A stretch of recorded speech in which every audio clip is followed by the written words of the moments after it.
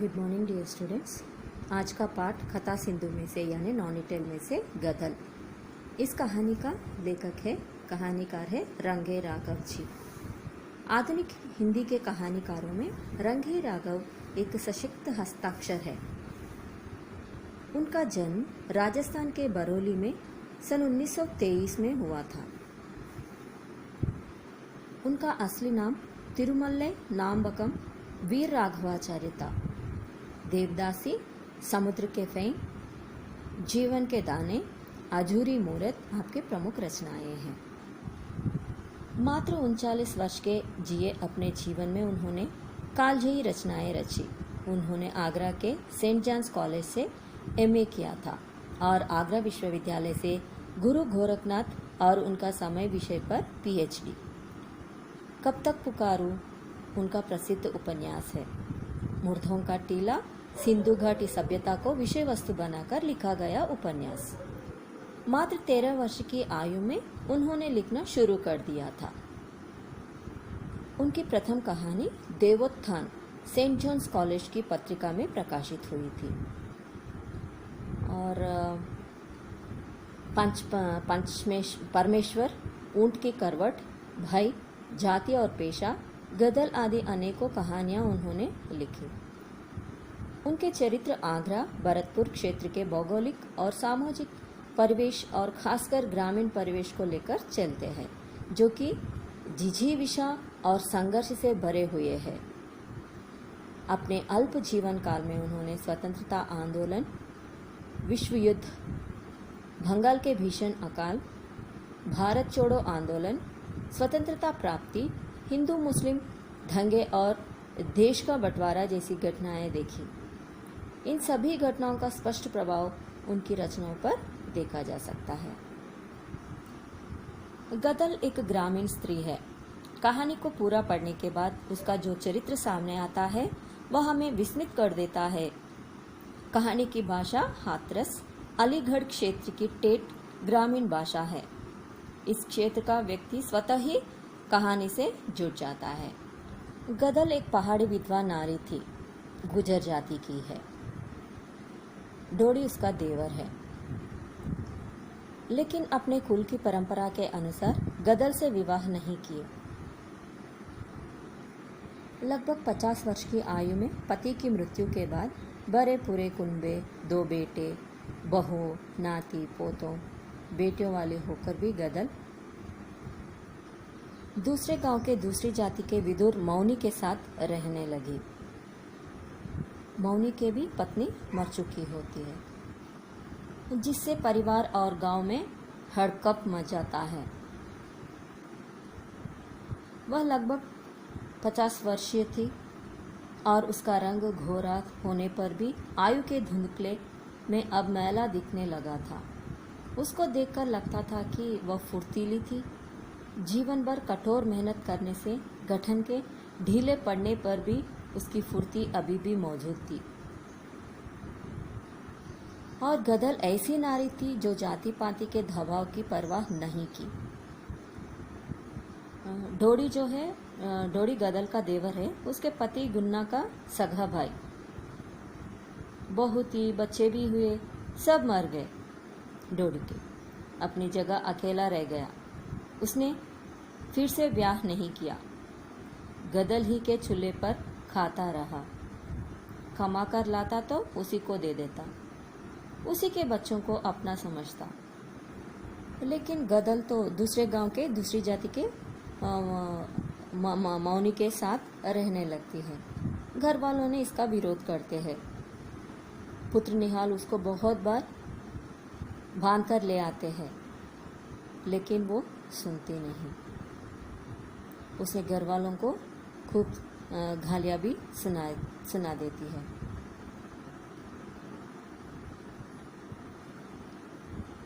और कहती है कि उसके स्वर्गीय पति के प्रति उनके लोगों के मन में कोई श्रद्धा नहीं है, इसीलिए उन्होंने उसके मरने के बाद सारी बिरादरी को दावत नहीं दी।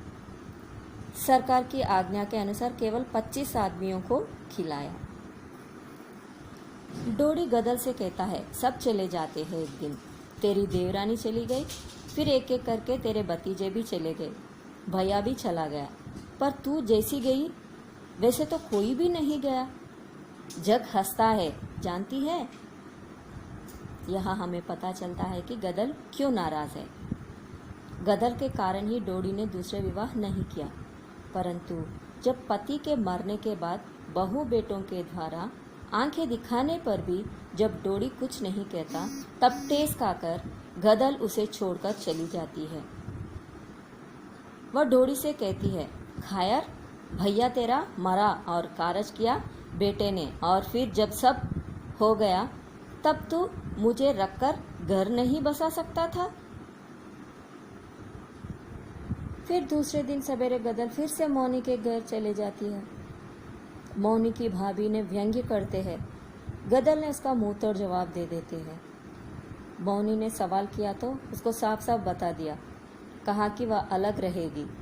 उस दिन दोपहर को उनका छोटा बेटा नारायण आया तो गदल उसका गलत अर्थ समझा और अपने कड़े और हुनी यानी हाथों में पहने हुए गहने उसकी तरफ फेंक देते हैं। लेकिन ढोडी गदल के बेटे निहाल से कहता है, वह सचमुच रूठ कर ही गई है और कोई बात नहीं है। लेकिन नारायण से यानी गदल के छोटे बेटा नारायण से जो व्यवहार गदल करती है उसका समाचार देवर को पता चलता है। डोडी को मालूम होते ही उसका मन विकल हुआ। उस रात को वह भोजन भी नहीं करते हैं और रात में ढोला सुनने चला जाता है। दूसरे दिन वह मर गया। गदल मौनी के यहाँ है। वह सुनती है कि गदल का देवर डोडी मर गया और गदल को पता चला कि डोडी मरते समय उसी का नाम ले रहा था। उसने मौनी को बताया कि वह अपने पुराने घर जाना चाहती है। मौनी इनकार कर देते हैं और गदल को घर में बंद कर देता है। रात का समय था। मौनी गाढ़ी नींद ले रहा था। तब गदल छत पर लांघकर भाग गई। सवेरे यह जानकर मौनी उसके घर जाकर लड़ाई करना चाहता था, लेकिन बिरादरी वालों ने समझाया कि बूढ़ी औरत के लिए झगड़ा करना अच्छी बात नहीं है। गदल अपने बेटों से इसलिए नाराज थी कि उन्होंने उसके पति के मरने पर उसका कार्य जोर शोर से नहीं किया था, क्योंकि सरकार ने 25 से ज़्यादा आदमियों को इकट्ठा होने पर रोक लगा रखी थी। पर वह कहती है कि कानून था। गदल हंसी, सारे जग में कानून चल रहा है सा पटेल। दिन दहाड़े भैंस खोलकर लाई जाती है, मेरे ही मर्द पर कानून यो ना कहोगे। बेटों ने सोचा, दूसरा अब क्या धरा है, क्यों पैसा बिगाड़ते हो, कायर कही के। लेकिन वह अपने बेटों को ढोड़ी का कार्य धूमधाम से करने की चुनौती देती है और खुद ही प्रबंध करने को कहती है। देवर का कार्य धूमधाम से करना चाहती थी। उसने दरोगा को रिश्वत दिया, पूरी बिरादरी को भोजन के लिए बुलाया। इस तरह उन्होंने कानून तोड़ा। उसका विचार था कि बिरादरी कानून से ऊपर है। परंतु मौनी ने बड़े दरोगा को उसकी खबर दे देते हैं। दरोगा से गदल को आदेश मिला कि वह कार्य रोक दे, लेकिन उसने कार्य पूरा किया। पुलिस से गोलियां चली। गदल और उसके घरवालों ने डटकर मुकाबला किया। गदल के पैर में गोली लगी।